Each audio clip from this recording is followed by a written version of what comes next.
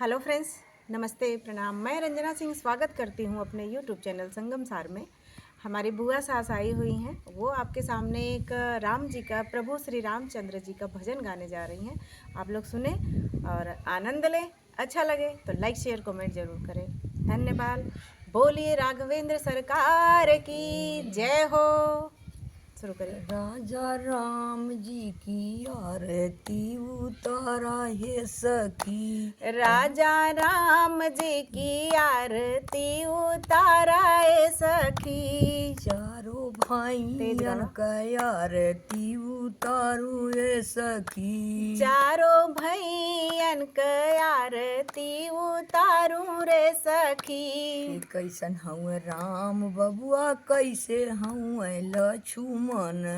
कैसन हूँ राम बबुआ, कैसन हूँ लक्ष्मण। कैसन भरत भुआल है सखी। कैसन भरत भुआल है सखी। राजा राम जी की आरती उतारा है सखी। राजा राम जी के आरती उतारा है सखी। सावर हूँ राम बबुआ, गोर हूँ लक्ष्मण। सावर हूँ राम बबुआ, गोर हूँ लक्ष्मण। सबुज रंग भरत भुआल है सखी। चारों भाइयन के आरती उतारा है सखी। चारों भैयन के आरती उतारा है सखी। केकर हूँ राम बबुआ, केकर हूँ लक्ष्मण। केकर हूँ राम बबुआ, केकर हूँ लक्ष्मण।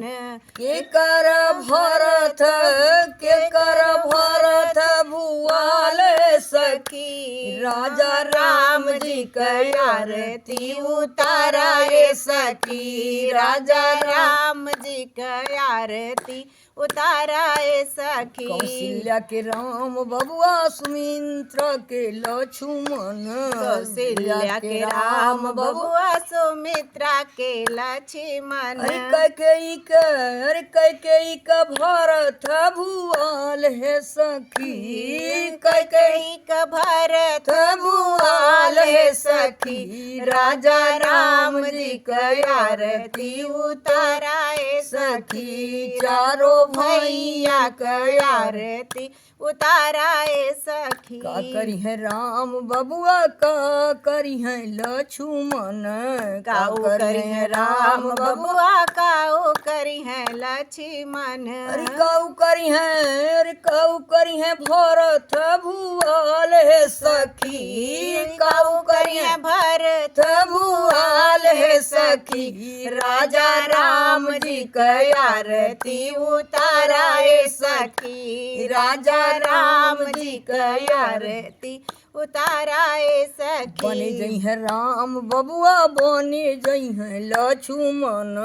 बने जई है राम बबुआ, बने जई है लक्ष्मण। अरे राज करी है भरत, राज करी है भरत भुआल है सखी। राज करी है भरत भुआल है सखी। राजा राम जी की आरती उतारा है सखी। चारों भैयन की आरती उतारा है सखी। बोली राघवेंद्र सरकार की जय।